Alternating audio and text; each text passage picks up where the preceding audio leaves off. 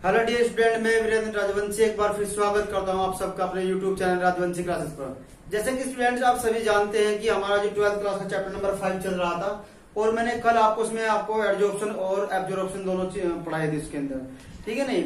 तो एडजॉर्प्शन और एब्जॉर्प्शन तो मैंने वहां आपको पिछली वीडियो में एक्सप्लेन कर दिया था। तो स्टूडेंट इसी क्रम में हम आगे बढ़ते हुए जब आपकी जो हेडिंग आ जाती है वो आ जाती है अधिशोषण के प्रकार, इनके एप्लीकेशन ऑफ एडजॉर्प्शन आ जाता है, ठीक है नहीं। इम्पोर्टेंट है, आ जाता है एग्जाम में आपका, इसको भी इम्पोर्टेंट ले सकते हैं बिल्कुल, ठीक है नहीं। तो यहाँ पर क्या है, इसके अनुप्रयोग देखने में कि अनुप्रयोग क्या है, ठीक है नहीं। इसमें नंबर 1 हमें दिया है कि वायु से नमी को पृथक करने में, यानी वायु में जो नमी होती है उसको पृथक करने में, उसको अलग करने में भी हम इसका क्या करते हैं, उपयोग करते हैं। तो यहाँ पर दिया है कि सिलिका जेल का प्रयोग नमी को पृथक करने में किया जाता है, क्योंकि इसके पृष्ठ पर जल के अणु क्या हो जाते हैं, अधिशोषित हो जाते हैं। ये इस चीज को बोल रहा है कि जो सिलिका जेल होता है वो क्या करता है, नमी को एब्जॉर्ब कर लेता है, ठीक है नहीं। और उस पर क्या होता है, वो सिलिका जेल की जो पृष्ठ होता है, जो सरफेस होता है, उसके ऊपर क्या हो जाता है, वे जो वाटर मॉलिक्यूल्स होते हैं हमारे वो ऐड हो जाते हैं, ठीक है नहीं। तो ये पॉइंट नंबर फर्स्ट इस चीज को बता रहा है। नंबर 2 जो है हमारा गैस मार्क्स के रूप में, यानी गैस के मार्क्स बनाने के रूप में इसका क्या करते हैं, उपयोग करते हैं, ठीक है। जैसे यहाँ पे दिया है कि सक्रिय चारकोल का प्रयोग गैस मार्क्स के रूप में किया जाता है। जो विषैली गैस है, जैसे Cl2 हुई, NH3 हुआ हमारा, और CO2 हुआ, H2S हुआ, इन गैसों को क्या करता है, इन गैसों से इनकी हमें को बचाता है, नहीं, जिससे कि वो हमारे रेस्पिरेटरी सिस्टम में ना पहुंचे, ठीक है नहीं। तो यहाँ पर जो आपका एक्टिव चारकोल जो होता है वो क्या कर लेता है, इन गैसों को अधिशोषित कर लेता है, ठीक है नहीं, एब्जॉर्ब कर लेता है, ठीक है। इसके बाद जो थर्ड पॉइंट हमारा आ जाता है, थर्ड पॉइंट हमारा यहाँ पे दिया हुआ है चीनी को साफ करने में, यानी कि चीनी को साफ करने में। देखो जब चीनी मिल के अंदर बनती है तो उसका जो रंग होता है ब्लैक ब्लैक सा हो जाता है। तो यहाँ पर हम क्या करते हैं, उसके अंदर सक्रिय चारकोल यानी एक्टिव चारकोल जो होते हैं वो डाल देते हैं, जिससे क्या होता है कि एक्टिव चारकोल क्या करता है, जो चीनी के जो विलयन में जो रंगीन पदार्थ होते हैं, जो कलर्ड सब्सटेंस होते हैं, उनको क्या कर लेता है, वो उनको पृथक कर देता, अलग कर देता है, ठीक है नहीं। तो हम क्या करते हैं वहां, यानी कि वहां पर भी हमें इसी अधिशोषण का ही, वहां भी जो प्रोसेस हमारा होता है वो भी अधिशोषण का ही प्रोसेस होता है, ठीक है नहीं। अब वो पॉइंट नंबर जो 4 है हमारा, वो 4 है कि अक्रिय गैसों को पृथक करने में, कि जितनी भी हमें नोबल गैसेस होती है उनको क्या करता है, वो सेपरेट करता है, अलग करता है, पृथक करता है, ठीक है नहीं। तो यहाँ पर दिया है कि अक्रिय गैस को अनेक मिश्रणों से पृथक करने के लिए सक्रिय चारकोल का ही हम क्या करते हैं, प्रयोग करते हैं। तो यहाँ भी सक्रिय चारकोल का ही प्रयोग किया जाता है और यहाँ भी सक्रिय चारकोल का ही प्रयोग किया जाता है, ठीक है नहीं। और इससे पहले हमने क्या कि सक्रिय चारकोल का ही प्रयोग किया जाता है, ठीक है नहीं। तो 3 पॉइंट में है आपका ये, ठीक है। इसके बाद पॉइंट नंबर 5 की अगर मैं बात करेंगे रोगों के उपचार में, तो हमने देखा कि अनेक जो हमारी मेडिसिन होती है वो क्या करते हैं कि जितने भी हमारे बैक्टीरियाज होते हैं उनको अपने ऊपर क्या कर लेती है, एब्जॉर्ब कर लेती है और क्या करती है, उनको खत्म कर देती है, नष्ट कर देती है, ठीक है नहीं। वही बात यहाँ पे दिया है कि देखो अनेक औषधियां कीटाणुओं को अपने ऊपर अधिशोषित कर खत्म कर देती है, इनको नष्ट कर देती है, ठीक है नहीं। अब पॉइंट नंबर 6 जो आता है हमारा वो है इनकी तेलों को साफ करने में, प्यूरिफाइंग ऑफ ऑयल, यानी कि जो आपके ऑयल्स होते हैं उनको प्यूरिफाई करने में भी हम इसका प्रयोग करते हैं। देखो कैसे इन्होंने बोला भी है कि वनस्पति तेल और पेट्रोलियम में से रंगीन पदार्थों को, एक फुलर अर्थ का सब्सटेंस होता है, ठीक है नहीं, कि फुलर अर्थ नामक अधिशोषक की सहायता से हम क्या कर लेते हैं, उसको पृथक कर लेते हैं, ठीक है। ये एक अधिशोषक है, नहीं है तो कंपाउंड ये आपका एक, तो ये इसकी सहायता से हम क्या करते हैं, उसको इसकी सहायता से हम इसको पृथक कर देते हैं, यानी कि जितने भी आपके कलर सब्सटेंस होते हैं उनको, ठीक है। तो इससे पहले मैंने अभी आपको पढ़ाया क्या है अधिशोषण के अनुप्रयोग। अब अधिशोषण के अनुप्रयोग के बाद जो हमारी नई हेडिंग आई थी, एक नया टॉपिक यहाँ पर बनकर आ जाता है, वो आ जाता है उत्प्रेरण। ये बहुत ज्यादा इंपॉर्टेंट है, आप कितनी प्रीवियस पेपर आप उठा के देख लेना, उत्प्रेरण इनमें से एक नया क्वेश्चन आपको जरूर मिलेगा, ठीक है नहीं। तो जानते हैं कि उत्प्रेरण होता क्या है। देखो उत्प्रेरण क्या होता है, इंग्लिश में तो बोलते हैं इसको कैटालाइसिस, क्या बोलते हैं, कैटालाइसिस। अब इन्होंने कहा वह पदार्थ जो किसी रासायनिक क्रिया के वेग को परिवर्तित कर देता है। ये कह रहा है कि वो सब्सटेंस है जो भी किसी केमिकल जो रिएक्शन है हमारी, उसको क्या करता है, उसके रेट को बढ़ा देता है या घटा देता है, और अपना आप क्या होता है उस रिएक्शन के अंदर वो पार्टिसिपेट नहीं करता, अभिक्रिया में क्या करता है वो भाग नहीं लेता हो, तो उसे हम क्या बोल देते हैं, उत्प्रेरक बोल देते हैं। और उस उत्प्रेरक की सहायता से जो रासायनिक क्रिया होती है, जो उसके वेग में परिवर्तन होता है, उसको हम क्या बोल देते हैं, उस घटना को हम बोल देते हैं उत्प्रेरण। अब यहाँ पर ये डेफिनेशन के अकॉर्डिंग भी यही बात दी है। देखो यहाँ पर देखते हैं कैसे, वह पदार्थ जो किसी रासायनिक क्रिया के वेग को परिवर्तित कर देता है और स्वयं क्या करता है, रासायनिक अभिक्रिया में भाग नहीं लेता, ठीक है, उत्प्रेरक, अच्छा उत्प्रेरक कहलाता है। ठीक है, ये बात उत्प्रेरक की डेफिनेशन भी यहाँ से आ रही है। इसके बाद उत्प्रेरक की सहायता से क्या हो, उत्प्रेरक की सहायता से रासायनिक क्रिया के वेग में परिवर्तन की होने वाली जो दर है, परिवर्तन की जो परिवर्तन हुआ है उसकी जो घटना को हम क्या बोल देते हैं, उत्प्रेरण बोल देते हैं। ठीक है नहीं, जैसे यहाँ पे मैंने एग्जांपल दिया भी है, यहाँ पे दिया कि इथाइल स्टेट दिया है हमारा, मैंने उसका क्या कर दिया, यहाँ पर हाइड्रोलाइसिस कर दिया। अब हाइड्रोलाइसिस मैंने कर दिया, अगर जनरली करता तो रिएक्शन या तो लेट होती या जल्दी होती, यदि यही काम होता, लेकिन यहाँ लेट भी होती। अब यहाँ पर क्या है, मैंने एक उत्प्रेरक का यूज कर लिया, वो कौन है यहाँ पर, वो है हमारा H2SO4, यानी ये हमारा क्या होगा यहाँ पर उत्प्रेरक हो गया। अब उत्प्रेरक, इस उत्प्रेरक की सहायता से ये रिएक्शन का जो रेट है वो बढ़ जाता है। ये रिएक्शन क्या है, जब इसका मैं हाइड्रोलाइसिस कर देता है तो वहां पर आपका एसिटिक एसिड यानी एसिटिक एसिड बन जाएगा और इथाइल अल्कोहल क्या बन जाएगा हमारा, इथाइल अल्कोहल। ठीक है नहीं, तो यानी वो इथाइल अल्कोहल और आपका एसिटिक एसिड में क्या होता है, डिसोसिएट हो जाता है। ठीक है नहीं, लेकिन अब क्या हुआ, जो हमारा उत्प्रेरक है, देखो H2SO4 कहीं भी यूज नहीं है, तो यो क्या कर रहा है, इस अभिक्रिया का जो वेग है उसको क्या कर रहा है, परिवर्तित कर रहा है, उसको बढ़ा रहा है। ठीक है नहीं, तो जिसकी सहायता से क्या हो रहा है, यहाँ पर ये रिएक्शन जो है क्या होती है, दो यानी कि जो इथाइल स्टेट है हमारा वो क्या होता है, जल के मॉलिक्यूल के साथ रिएक्शन करने के बाद क्या होता है, दो भागों में टूट जाता है। ठीक है, इसके बाद अगर बात करें हम यहाँ पर, ये स्टार्च हमें दिया है, यानी कि आप इसको सुक्रोज मान लेते, सुक्रोज हमें दिया है यहाँ पर, दिया हमें सुक्रोज, इसका मैंने हाइड्रोलाइसिस कर दिया और यहाँ पर फिर मैंने कैटालिस्ट जो लिया है वो लिया है मैंने H2SO4। तो ये क्या हो जाता है कि जो सुक्रोज है वो क्या होता है, दो कंपोनेंट में टूट जाता है, इन दो आपके जो सबस्टेंस में टूट जाता है, एक ग्लूकोज और दूसरा फ्रुक्टोज। यानी कि अभी देखो क्या हुआ, अभी ये कह रहा है कि टूटा किसके द्वारा है, H2SO4 के द्वारा। अब H2SO4 हमारा है क्या, यहाँ पर H2SO4 जो हमारा है वो एक कैटालिस्ट है। ठीक है नहीं, वो क्या है हमारा यहाँ पर कैटालिस्ट है, यानी कि अब यही क्या कर रहा है, ये उत्प्रेरक का कार्य कर रहा है। देखो खुद तो पार्टिसिपेट रिएक्शन में कर नहीं रहा, लेकिन इसके वेग को परिवर्तित कर रहा है। ठीक है नहीं, तो जब इसके रेट को परिवर्तित कर रहा है, देखो अब इसके द्वारा इस अभिक्रिया क्या है कि रेट जो है, इसकी जो दर वेग जो है इसका वो परिवर्तित हो रहा है, तेज हो रहा है। तो इससे क्या होगा कि ये जो पूरी रिएक्शन हमारी हुई है, ये रिएक्शन जो हमारी पूरी हुई है यहाँ पर, तो इस पूरी रिएक्शन का होना हमारा क्या कहलाया, उत्प्रेरण कहलाया। ठीक है, अब इसके बाद आगे बढ़ते हैं। यहाँ पे क्या है, एक होता है समांगी उत्प्रेरण, एक होता है हमारा विषमांगी उत्प्रेरण। इस समांगी उत्प्रेरण क्या है, देखो समांगी उत्प्रेरण होता क्या है हमारा, वो होता है, इसको तो बोलते हैं होमोजेनस कैटालिस्ट, इंग्लिश में बोलते हैं होमोजेनस। ठीक है नहीं, यहां लिख भी देता हूं होमोजेनस, होमोजेनस कैटालिस्ट। देखो इसमें क्या है,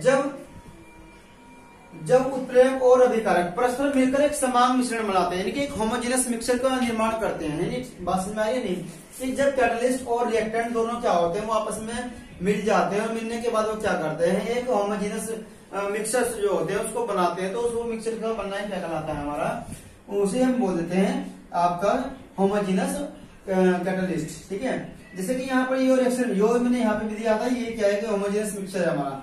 ठीक है नहीं, यानी ये भी एक लिक्विड, देखो जो इथाइल स्टेट है, वाटर मॉलिक्यूल से रिएक्ट कर दिया और यहाँ पे क्या बना दिया हमारा, उसने एसिटिक एसिड और इथाइल अल्कोहल बना दिया। ठीक है नहीं, इन्होंने क्या है एक तरह से देखो, अब क्या है, एसिटिक एसिड जो है वो इथाइल अल्कोहल में पूर्ण रूप से डिसोल्व हो जाता है, इसलिए क्या होगा यहाँ पर एक वो आपका समांगी मिश्रण बन जाता है, एक होमोजेनस मिक्सचर बन जाता है। ठीक है नहीं, तो जहां भी ये क्रिया होती है आपको उनको हम बोल देते हैं क्या, समांगी उत्प्रेरण या होमोजेनस कैटालिस्ट। हाँ ठीक है, इसके बाद आगे बढ़ते हैं। दूसरा जाता है हमारा विषमांगी उत्प्रेरण। अब विषमांगी उत्प्रेरण बच्चे क्या होता है यहाँ पर, कि जब उत्प्रेरक और अभिकारक दोनों परस्पर मिलकर क्या है, अभी यहाँ पर जो फेज है वो फेज चेंज हो जाती है, डिफरेंट फेज आ जाती है। ठीक है नहीं, यानी कि अब यहाँ पर जो प्रावस्था है वो क्या है, एक भिन्न प्रावस्था बना लेते हैं। वहां तो देखो अगर मैं बात यहाँ कर रहा था तो ये एक लिक्विड के फॉर्म में थे, तो ये भी लिक्विड है और ये भी क्या होता है हमारा लिक्विड है। ठीक है नहीं, लेकिन अब यहाँ पर ये कह रहा है कि जब वहां पर प्रावस्था क्या हो गई हमारी, फेज जो था वो चेंज हो गया, तो उस फेज के चेंज होने को हमने क्या बोलते हैं यहाँ पर विषमांगी उत्प्रेरण बोल दिया, ठीक है नहीं।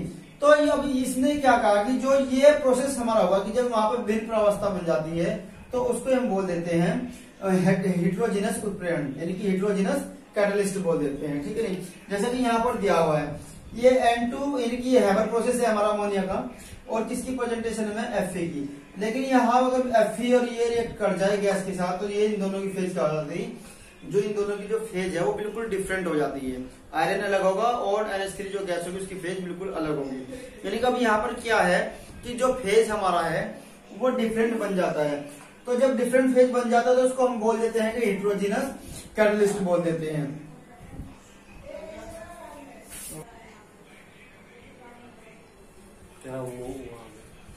तो इससे पहले हमने जो पढ़ाया कि उत्प्रेरण को हमने समझा था, यहाँ पर उत्प्रेरण क्या होता है मैंने वहां पे आपको बता भी था कि समांगी और विषमांगी उत्प्रेरण के बारे में बता था वहां पे कि होमोजीनस कैटलिस्ट और हेटेरोजीनस कैटलिस्ट हमारे क्या होते हैं वो मैंने आपको भी समझा। अब उसके बाद जो नेक्स्ट आपकी हेडिंग आ जाती है वो आ जाती है बच्चे यहाँ पर उत्प्रेरण की उत्प्रेरण के प्रकार, टाइप्स ऑफ कैटालाइसिस क्या होते हैं, ये कितने प्रकार के होते हैं। हमने यहाँ पर लिखा है कि ये निम्न प्रकार के होते हैं, वैसे हम 5 प्रकार यहाँ पढ़ने वाले हैं, ठीक है नहीं। तो उसमें जैसे कि पहला हमारा पॉइंट है वो है ऋणात्मक उत्प्रेरण यानी कि पॉजिटिव कैटालाइसिस। कि पॉजिटिव कैटालाइसिस क्या होता है, देखो सिंपल सी बात है कि पॉजिटिव कैटालाइसिस वो होते हैं जो किसी अभिक्रिया के वेग को क्या करते हो बढ़ाते हो, यानी कि जो उसका रिएक्शन रेट है उसको क्या कर देते हो वो इंक्रीज कर देते हो, तो उसको हम क्या बोलते हैं पॉजिटिव कैटालिस्ट बोल देते हैं, यानी धनात्मक उत्प्रेरक बोल देते हैं। तथा जो उस प्रेरक के द्वारा जो रिएक्शन होती है उसका जो रेट बढ़ता है, उस रेट की बढ़ने का जो प्रोसेस होता है उस प्रोसेस को हम बोल देते हैं पॉजिटिव कैटालाइसिस बोल देते हैं। जैसे कि मैंने आपको यहाँ पर दिया दे कि उस उत्प्रेरक को जो रासायनिक अभिक्रिया के वेग को बढ़ाता है धनात्मक उत्प्रेरक कहते हैं, तथा इसके द्वारा होने वाली घटना को क्या कहते हैं धनात्मक उत्प्रेरण कहते हैं, ठीक है। जैसे कि यहाँ पर दिया दिए कि पोटेशियम क्लोराइड दिया है यहाँ पर और मैंगनीज डाइऑक्साइड की प्रेजेंटेशन में रिएक्शन हमने यहाँ पे करा दी, तो जिस रिएक्शन का जो रेट है वो बढ़ जाता है, वो यानी कि ये रिएक्शन कुछ काफी टाइम लेती होने में, लेकिन इसके मैंगनीज डाइऑक्साइड की प्रेजेंटेशन के कारण क्या है कि रिएक्शन तेज गति के साथ यहाँ पर हो जाती है, कि रिएक्शन क्या होती है यहाँ पर तेज होती है। मैंने यहाँ पे लिखा भी है तीव्र यानी फास्ट होती है, क्या होती है यहाँ पर ये फास्ट हो जाती है, ठीक है नहीं। अब इसने क्या किया, देखो यहाँ पर जो मैंगनीज डाइऑक्साइड क्या है ये हमारा क्या है पॉजिटिव कैटालाइसिस है। इसने क्या किया इस रिएक्शन के रेट को इंक्रीज कर दिया, बढ़ा दिया, तो बढ़ाने के से क्या होगा कि रिएक्शन क्या है जल्दी कंप्लीट हो गई। ऐसे ही यहाँ पर भी दिया कि सल्फर डाइऑक्साइड को मैंने ऑक्सीजन से क्रिया कराई, प्रेजेंटेशन NO की प्रेजेंटेशन में करा दी यहाँ पर। अब NO क्या हो गया हमारे यहाँ पर, ये भी क्या होगा पॉजिटिव कैटालिसिस हो गया। रिएक्शन टाइम डिपेंडेंट थी, इसको शॉर्ट टाइम में इसने पूरा कंप्लीट कर दिया, तो यहाँ पर सल्फर ट्राइऑक्साइड बन गया आपका। तो ये भी क्या है हमारा धनात्मक उत्प्रेरक होते हैं, ठीक है। देखिए NO भी हमारा धनात्मक उत्प्रेरक हुआ और मैंगनीज डाइऑक्साइड भी आपका क्या हुआ धनात्मक उत्प्रेरक हुआ, ठीक है। दोनों ही क्या कर रहे हैं यहाँ पर, दोनों ही रिएक्शन के रेट को इंक्रीज कर रहे हैं, ठीक है नहीं। तो जहां भी रिएक्शन का जो रेट है वो इंक्रीज हो जाता है उसको हम क्या बोल देते हैं धनात्मक उत्प्रेरक कहते हैं, ठीक है नहीं। अब यहाँ पर बात करते हैं बच्चे आगे कि यहाँ पर दिया कि ऋणात्मक उत्प्रेरक क्या है। अब देखो ऋणात्मक उत्प्रेरक जब हम यहाँ पढ़ रहे हैं तो इसका मतलब ये है कि ये क्या है धनात्मक का जस्ट अपोज होगा, इसका उल्टा होगा, अपोज ही होना है इसका। अब यहाँ पर जब इसका अपोज होगा तो इसका मतलब क्या होगा कि वहां पर तो जो आपका रिएक्शन रेट था कि जो अभिक्रिया का जो वेग था वो बढ़ रहा था और यहाँ पर क्या होगा वो घट जाएगा, ठीक है नहीं। तो इसमें दिया भी है कि उस उत्प्रेरक को जो रासायनिक अभिक्रिया के वेग को कम करता है, यानी कि क्या कह रहे हैं कि जो यानी कि वो उत्प्रेरक जो रासायनिक जो हमारी केमिकल रिएक्शंस होती है उसके क्या करता है, उसके जो रेट होता है उसको कम करता है, उसके वेग को क्या करता है कम करता है, उसको हम क्या बोलते हैं ऋणात्मक उत्प्रेरक बोल देते हैं, ठीक है नहीं। अब ये ऋणात्मक उत्प्रेरक की उपस्थिति, देखो कोई भी एक ऋणात्मक क्या है नेगेटिव हमारा कैटालिस्ट है, उसकी प्रेजेंटेशन में क्या होता है कि कोई रिएक्शन हो रही है और इस रिएक्शन का जो रेट है वो कम हो जाता है, तो उसको हम क्या बोल देते हैं, जिसको कम करना ही क्या होगा हमारा ऋणात्मक उत्प्रेरण कहलाता है, यानी कि नेगेटिव कैटालाइसिस कहलाएगा आपका। बात समझेंगे एक बार और, यानी कि देखो हमने धनात्मक में बात करी थी, जब पॉजिटिव में बात करी तो वहां पर क्या था हमारा वेग इंक्रीज हो रहा था कि वेग क्या करते वो कैटालिस्ट क्या करते हैं उस रिएक्शन के रेट को बढ़ा रहे थे, और यहाँ पर क्या होता है उसका उल्टा अपोजिट, यानी कि यहाँ रिएक्शन को वो रिएक्शन रेट को क्या करते हैं घटाते हैं, ठीक है नहीं। जैसे कि यहाँ पे दिया है क्लोरोफॉर्म मैंने दिया है, जब क्लोरोफॉर्म की रिएक्शन में ऑक्सीजन से कराता हूँ किसकी प्रेजेंटेशन में इथाइल अल्कोहल की प्रेजेंटेशन में मैं कराता हूँ, तो वहां पर हमारी ये फोजिन गैस बन जाती है। बात करते हैं कि हम ये बच्चे देखिए, देखो जब मैं क्लोरोफॉर्म की रिएक्शन किससे करा रहा था, मैं O2 से करा रहा था, तो यहाँ पर क्या हो जाता है कि हमने क्या किया कि क्लोरोफॉर्म की रिएक्शन कराई ऑक्सीजन से, और किसकी प्रेजेंटेशन में, इथाइल अल्कोहल की प्रेजेंटेशन में, ठीक है नहीं। तो यहाँ पर क्या है, देखो एक सिंपल सी बात यह है कि जब इसकी प्रेजेंटेशन में कराता हो तो वहां पर हमारी फोजिन गैस बन जाती है। कौन सी गैस बन जाती है, फोजिन। फोजिन गैस क्या होती है, एक विषैली गैस होती है, ठीक है नहीं, और HCl हमारा क्या होता है, यहाँ से बाहर निकल जाता है। अब ये क्या है कि देखो इसकी जो रिएक्शन यानी कि इसकी जो दर थी, अब क्या हुआ कि इसकी जो दर थी, देखो यहाँ फोजिन क्या है, आपको आपने क्वेश्चन सुना होगा बच्चे, जब आप ऑर्गेनिक केमिस्ट्री में आओगे तो वहां पर आपको जब आप एल्कोहल वाला चैप्टर पढ़ोगे तो वहां पर इथाइल अल्कोहल आपको पढ़ाया जाएगा। सॉरी नहीं, पहले चैप्टर में आओ, हेलोल्केन में आओ। अब हेलोल्केन में जब हम आएंगे तो वहां पर आपको क्लोरोफॉर्म पढ़ाया जाएगा बच्चे। जब वहां पर आपको क्लोरोफॉर्म पढ़ाया जाएगा तो वहां पर लिखता है, एक क्वेश्चन बनता भी है कि क्लोरोफॉर्म को रंगीन बोतलों में क्यों रखा जाता है। क्यों रखा जाता है, क्योंकि क्लोरोफॉर्म जो है वो ऑक्सीजन से यानी कि ऑक्सीडाइज हो जाता है, ऑक्सीडाइज होने के बाद फोजिन गैस बना लेता है। फिर उसमें ये बोल देते कि क्वेश्चन फिर यही बन जाता है कि क्लोरोफॉर्म को रंगीन बोतलों में इथाइल अल्कोहल मिलाकर क्यों रखा जाता है। अब इथाइल अल्कोहल वहां क्या करता है कि जो फोजिन गैस बनने की जो दर थी, जो वेग था, उस वेग को वो कम कर देता है। और ये क्या है कि वो काफी टाइम बाद क्या होता है कि फोजिन गैस बनने की संभावना वहां पर होती है, ठीक है नहीं। तो अब वही चीज क्या है कि यहीं पे वो ये बात मैंने ये साफ बोली, ये वही रिएक्शन है।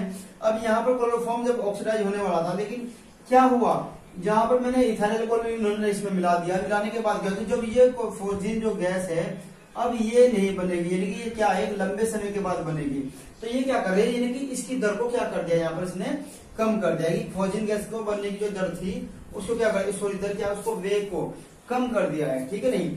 अब यहाँ पर नेक्स्ट नंबर 3 जो आ जाता है हमारा, वो आ जाता है एसिड और बेस उत्प्रेरण, यानी एसिड बेस। अब देखो इन्होंने कहा कि कहीं इन्होंने बताया एसिड बेस कैटालाइसिस, यानी कि कई समांगी उत्प्रेरण, यानी कि वही होमोजेनस कैटालिसिस अभिक्रिया है जिनमें एसिड बेस और यानी एसिड और बेस या दोनों द्वारा क्या होती है, वो उत्प्रेरित होती है, यानी कैटालिस्ट होती है।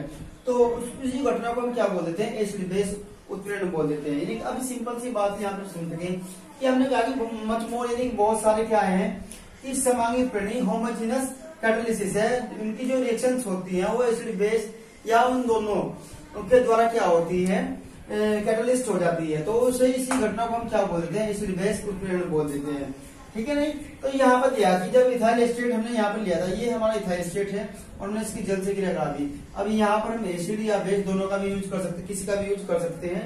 तो वहां पे बनता क्या है कि हमारा एसिटिक एसिड बन जाता है और C2H5OH बन जाता है, यानी कि इथाइल अल्कोहल हमारा बन जाता है।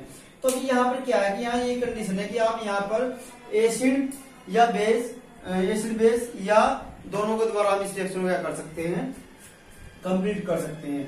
तो इस टाइप के जो कैटालिस्ट होते हैं उनको हम बोल देते हैं एसिड बेस कैटालिसिस, ठीक है।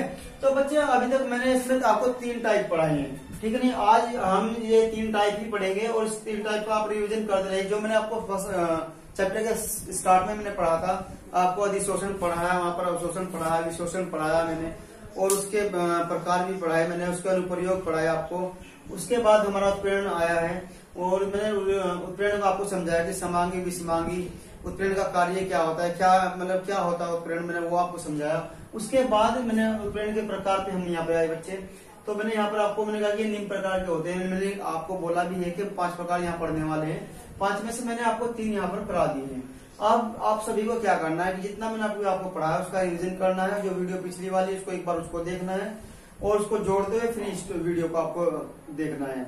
इससे क्या होगा, आपका जो चैप्टर है पूरी तरह से कंप्लीट होता रहेगा, ठीक है नहीं। अब बच्चे अगर यदि आपके मन में कोई डाउट आ जाता है तो मैंने यहाँ पर व्हाट्सएप नंबर आपका अपना लिख दिया है, आप मुझे मैसेज करके बता सकते हैं, ठीक है।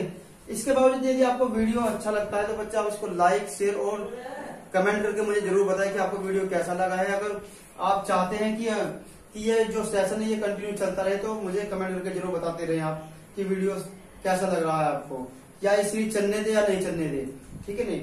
तो मैं इसी उम्मीद के साथ मैं कह रहा हूँ कि आपको कि पूरा जो आपका सिलेबस है हम यहाँ पर कवर करेंगे, ठीक है। तो बस मेरे साथ बने रहिएगा इसी उम्मीद के साथ। जय हिंद।